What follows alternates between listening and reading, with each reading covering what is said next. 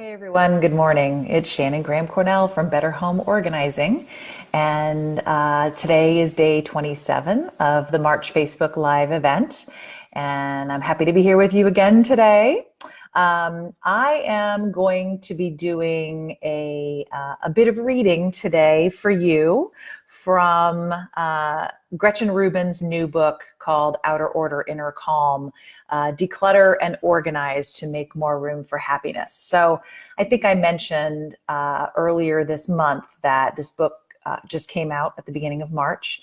And it's, of course, I pre-ordered it and read it the first day that it arrived. But I wanted to share with you my top 5 favorite thoughts from this book.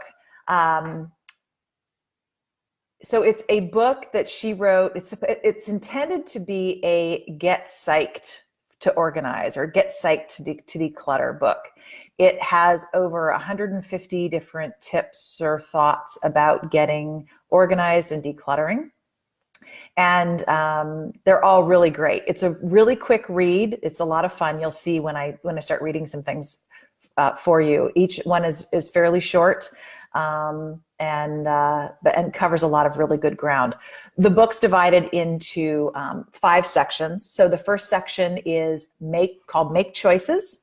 The second is Create Order. The third is Know Yourself and Others. The fourth is Cultivate Helpful Habits. And the fifth is Add Beauty. So what I've done is I have taken my favorite, although honestly, they're all my favorite, but I've taken my favorite tips out of each of those different sections, and I want to share those with you today. Part of the reason I'm doing this also, I have to share, is I'm very excited. She is doing a book tour right now for this new book, and she is actually coming to Washington, D.C. today. So later on today, I'm going to go down into the city, and I'm going to get to hear her speak and participate in a book signing. So I've heard her speak before. She's been a keynote at a conference, or she was a keynote speaker at a conference I went to a couple of years ago, and it was fantastic. I got to hear her talk about the 4 tendencies at that point, but this will be the first time I actually get a chance to meet her. So I'm going to do my best not to burst into tears, but I am not promising anything. I have a history of doing that when I finally get to meet somebody that I have been a fan of from afar. Maybe someday I'll tell you my Patrick Stewart story. But anyway, today what I want to do is share again 5 thoughts from Gretchen's book. So this is the first one is from the first section called Make Choices. And so here we go from the book. Mementos should be carefully curated and, if possible, small in size. I'm a big believer in keeping things for sentimental reasons. Remembering happy times in the past gives us a big happiness boost in the present.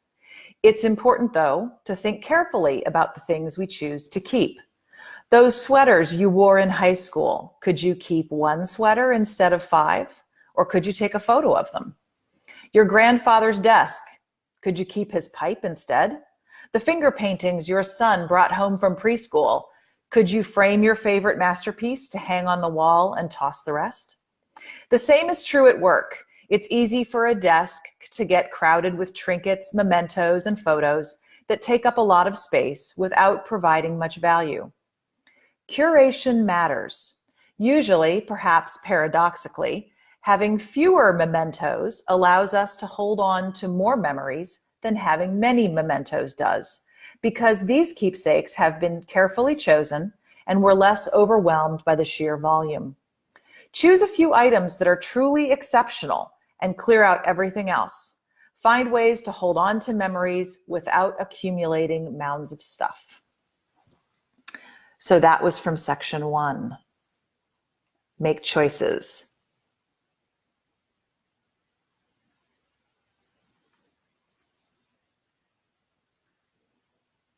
So here is from section 2, Create Order. This is from the book, Declare a Clutter Amnesty Day. Often we feel guilty for spending too much money on possessions that we didn't really need. And we feel guilty for buying possessions that we've never used at all. And we feel guilty about adding our forsaken possessions to the junk heaps of the world. Because of that guilt, we hang on to possessions even when we don't want, use, or love them. Declare a clutter amnesty day. All guilt is absolved. All mistakes are forgiven. Clear that clutter. The fact is done. Recycle all the unread magazines and articles. Give away unworn clothes, dusty dishes, and abandoned equipment. Declare an end to unfinished projects. Get rid of that single mitten, then start afresh. So that was from section 2, called Create Order. From section 3, which is called Know Yourself and Others, Gretchen writes this from the book: learn from your successes. Even if you're surrounded by clutter, is there a place that stays clear?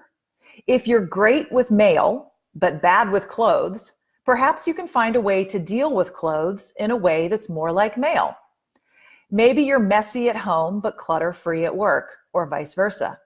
What makes it easier to keep your surroundings in good order in one environment, but not in the other? Or maybe you're drowning in clutter now, but you were clutter-free in the past. What made it easier to stay neat then? Think about why certain systems help you maintain order, and look for lessons that you can apply elsewhere in your life. That was from section 3.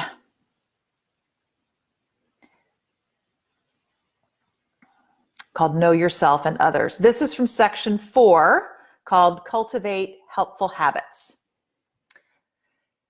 From the book, be alert for signs of clutter accumulation.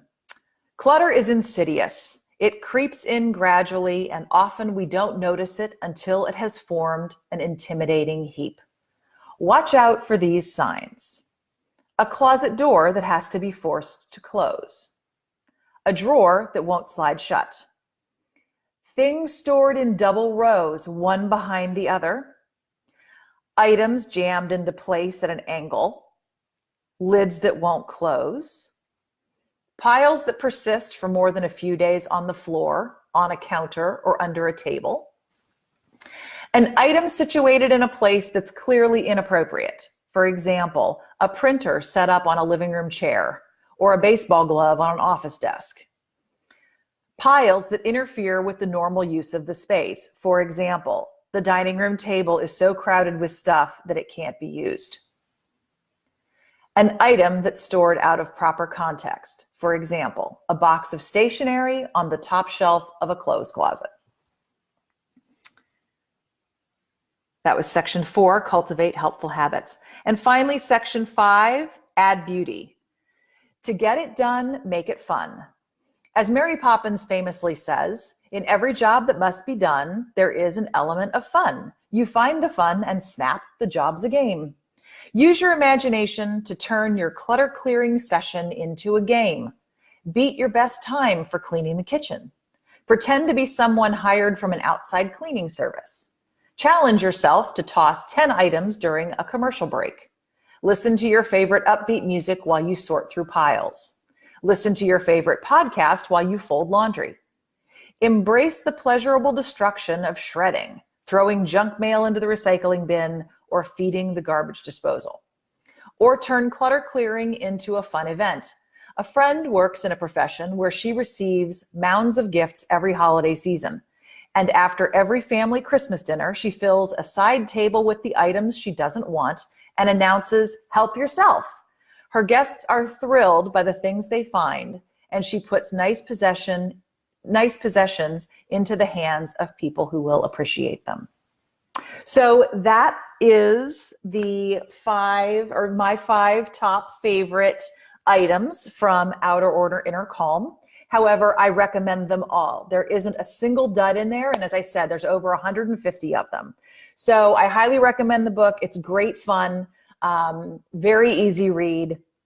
And if you're looking for something to help inspire you or get you motivated, I highly recommend this as a choice that is not a huge lift in terms of of reading. So I hope you enjoyed the reading. It's not the same as hearing Gretchen read it, but you know, I'll do what I can.